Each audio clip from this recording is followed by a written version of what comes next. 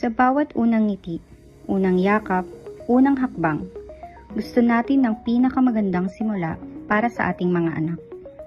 Pero alam mo ba na sa unang taon ng buhay, pinakamadaling tamaan ng mga seryoso at nakahahawang sakit ang mga sanggol?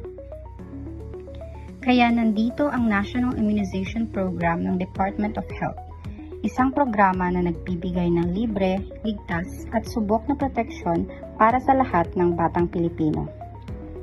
Hindi pa sapat ang natural immunity ng isang sanggol para lumaban sa malalakas na bacteria at viruses. Kayang magdulot ng komplikasyon ang tigdas, polio, pneumonia, hepatitis at tuberculosis. Mga sakit na hindi lang nagre-resulta sa pagkakasakit kundi maaaring ikapahamak ni baby. Pero ang magandang balita, maaari itong maiwasan at nagsisimula ang proteksyong ito sa pagpapabakuna. Ano nga ba ang ginagawa ng bakuna? Itinuturo nito sa katawan ni baby kung paano lumaban sa mga sakit kahit hindi pa siya nahahawa. Parang training para sa immune system, para handa siya sa anumang oras.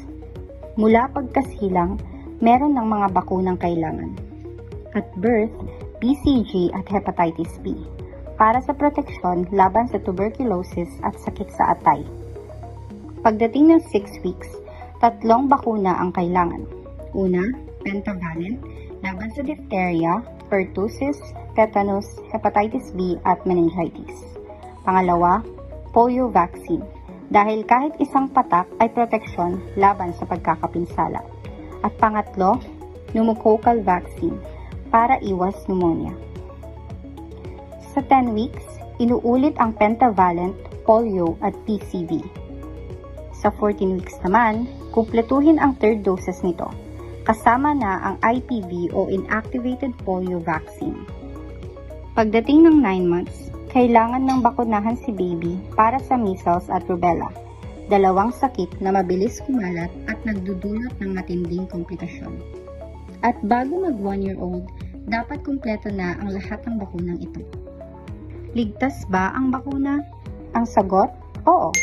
Lahat ng bakuna sa health centers ay aprobado ng Department of Health, World Health Organization at iba pang mga eksperto sa kalusugan. Minsan, magkakaroon ng kaunting lagnat o pamamaga, ngunit normal lang ito at kadalasang nawawala agad. Ibig sabihin nito, gumagana ang bakuna. Kaya mga mommies, huwag hayaang malampasan ang schedule. Siguraduhing dala ang baby book sa bawat pagbisita. Makipag-ugnayan sa inyong barangay health center. Nandyan ang ating midwives at nurses para gumabay sa atin. Libre ang bakuna. Libre ang proteksyon. Libre ang pag-asa para sa mas malusog na kinabukasan. Para kay baby, para sa pamilya, para sa kinabukasan. Bakuna muna bago problema. Ito ay isang paalala mula sa National Immunization Program ng Department of Health.